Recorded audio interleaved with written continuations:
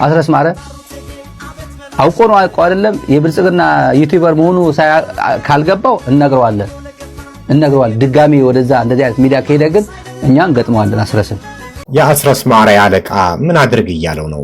ቀላል አስፈራራው? ቀላል ዛተበት እንዴ? ሆ ገና ለገና ማራይ ለአንድ ቀን ቢሳሳት ይህን ያህል ውርጅብኝ ተገቢ ነው ወይ? የውለታ ቢስነት ነው። ከሆነም በውስጥ መስመር መቆጣት መገሰጽ ነው እንጂ እንዲህ በአደባባይ ገና ለገና ታዛዤ ነው፣ ቅጥረኛዬ ነው፣ አገልጋዬ ነው፣ አሽከሬ ገረዴ ባዴን ነው ብሎ እንዲህ ሰራተኛው ላይ መጮስ ተገቢ ነው ወይ?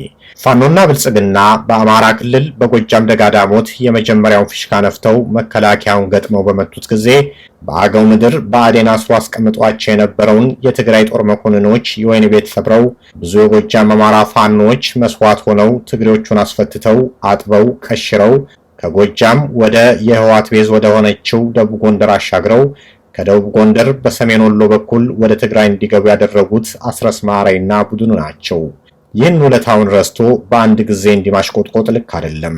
አስረስ ማረይ እኮ ነው ለመጀመሪያ ጊዜ አደባባይ ወጥቶ ህዋት ዳግመኛ በመጣ የአማራ ፋኖ አቋም ምን ይሆናል ተብሎ በጋዜጠኛ ሲጠየቅ እኛ ጦርነት ሰልችቶናል፣ ወያኔ ላይ አንተኩስም በማለት ገና የአማራ ፋኖ ትግል እንደጀመረ ለህዋት ስስልቡን ያሳየው። ፈረንጁ ጋዜጠኛ ጎጃም ገብቶ ቃለ መጠይቅ ሲያደርግለት በማይካድራ ስለተጨፈጨፉት አማሮች ጋዜጠኛው የትግራይ ተወላጆች በማለት ሲጠይቀው በቀጥታ የምን የትግራይ ልጆች ብሎ መመለስ ሲገባው ያ ፋኖና አሁን የኛ ፋኖ አደረጃጀት የተለያየ ነው በማለት ፋኖ በሌለበት በወልቃይት ፋኖ እንደነበር አድርጎ በፈረንሳይኛ የማይካድራ ተጨፍጫፊ አማሮችን በትግሬ ተክቶ የተናገረላቸውን የጎጃም አማራ ፋኖ መሪን ያን ዕለት አረስቶ ስታሊን እንዲመናገር ነበረበት ብዬ አልልም።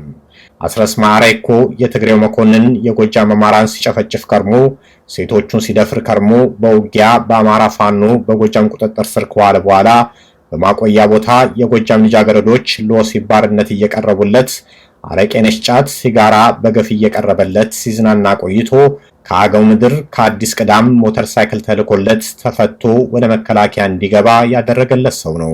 ይህንንና ይህን የመሰለ ውለታ ለትግሬው አለን ሰው ስታሊን ምንም እንኳን አለቃው ቢሆንም በውስጥ መስመር ነው እንጂ መቆጣት ያለበት በአደባባይ ወጥቶ እንዲህ ባላል ሲቆጣው ማየት ትክክል ነው ብዬ አልወስደውም። የአማራ ፋኖን ሽባ አድርጎ ክረምት እየጠበቀ አጀንዳ በማምጣት የባዴን ዘመን ጠበቃነቱን ተጠቅሞ የአማራ ፋኖን እስርስር አድርጎ ያስቀመጠን የጎንደር ድረስ ገብቶ ለትግሬው ዮሐንስ አግዞ ዮሐንስ ንጉሱ ትግሬውን በጎንደር አማራ ላይ እንዲነክስ አድርጎ ያስቀመጠን አስረስ ማረ የተባለ አፍቃሪ ወያኔ ባዴን የአማራ ፋኖ ሾተ ላይ በብዙ ማመስገን ሲገባው አንድ ጊዜ ተሳሳተ ብሎ እንዲማዋረዱ ተገቢ ነው አልልም። አንተ አስረስ ማረይም ብትሆን ካለቆችህ ከቀጣሪዎችህ ትእዛዝ አትውጣ። ባሪያ ነውና በባሪያነት ታዛዥ ነው መሆን ያለብህ።